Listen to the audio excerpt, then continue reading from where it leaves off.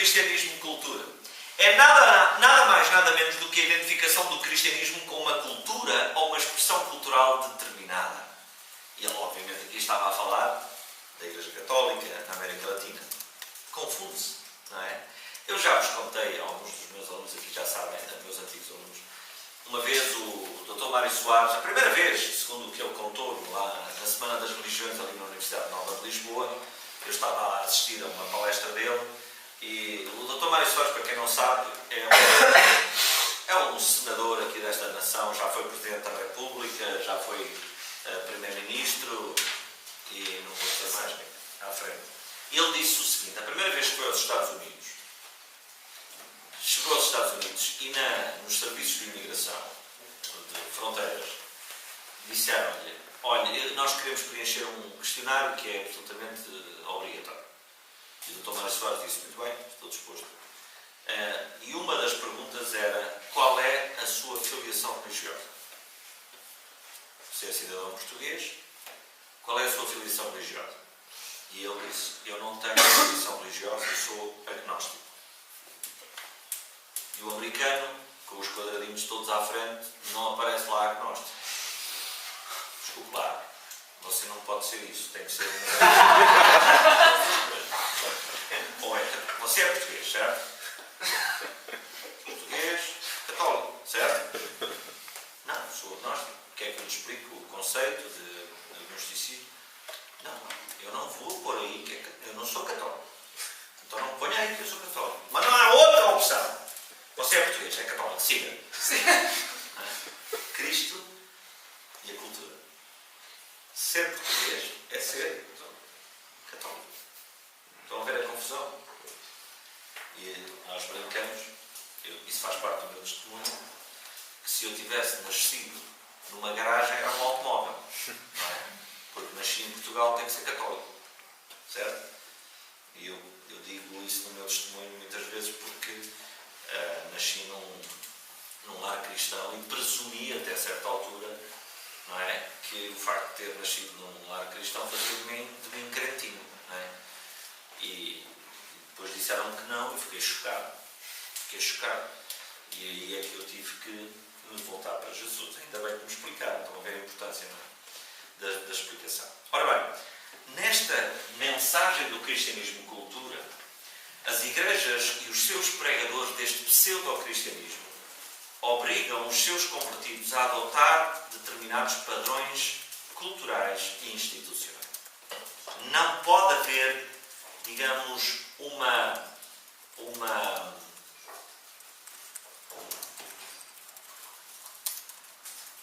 conflito, uma dissonância com a cultura.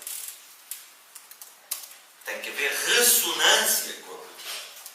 A Igreja não está lá e o Evangelho não está lá para pôr em causa a cultura. Ela tem que ser aceita, integrada na cultura. E através de processos psicológicos naturais, as pessoas são levadas a equiparar-se culturalmente com a maioria. Okay? Associam frequentemente o cristianismo com um determinado estilo de vida e tentam projetá-lo nos novos convertidos. Não há papel profético. Portanto, os profetas é para despedir. Vão para outra parte, porque aqui não há necessidade de nem ser profeta. São pessoas e igrejas que renunciam ao papel profético dentro da sociedade, conformam-se aos erros da maioria, reduzindo a mensagem ao mínimo para que ninguém deixe de ser um cristão. Está certo? Paganismo batizado. Está certo? O Evangelho converte-se numa mercadoria cuja aquisição garante ao consumidor a posse dos valores mais altos, êxito na vida, felicidade pessoal agora e para sempre. E um ajuste completo e confortável à cultura. Quando se aceita Cristo nesta cultura, aceita-se uma determinada cultura e forma de estar na vida, que é um meio para alcançar uma boa vida sem custos. Isto acontece também nos Estados Unidos, pela aceitação da cultura evangélica, protestante. É a mesma coisa. Nós aqui é com mais Maria, lá é com menos Maria, mas dá no mesmo. É a mesma coisa, certo? E não há um custo associado ao discipulado. Portanto, Bonhoeffer ali não vende nada. Não é? O Dietrich Bonhoeffer. A cruz de Cristo deixa de ser escandalosa. Perde o escândalo. O discipulado desaparece. A cruz é só para Cristo. E é para a história. Não é para o discípulo. Está certo? O cristianismo é graça barata. É um evangelho de um Deus que sempre dá, não exige. É um Deus feito expressamente para o homem, o Deus do tipo analgésico. Ok? Interessa produzir mais cristãos como um cálculo meramente matemático para que haja mais pessoas da nossa cultura. Estão a ver? Pessoas da nossa cultura interessa-nos, porque quanto mais fortes formos, melhor.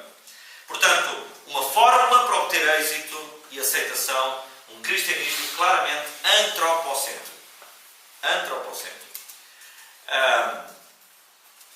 Bom, as consequências, vocês sabem o que é que isto quer dizer. Eu gosto muito de uma citação a propósito deste Evangelho do Cristianismo de Cultura, do Padilha. Ele cita Forsyth, e o Forsyth dizia assim: os evangelhos medíocres não têm dignidade nem futuro.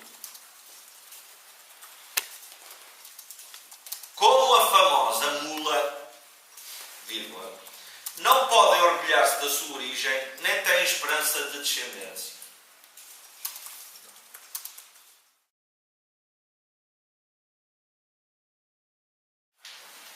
Cristianismo secular. Também é cristianismo cultura, porque a secularização hoje é cultura, certo? Por isso há aqui um certo alinhamento.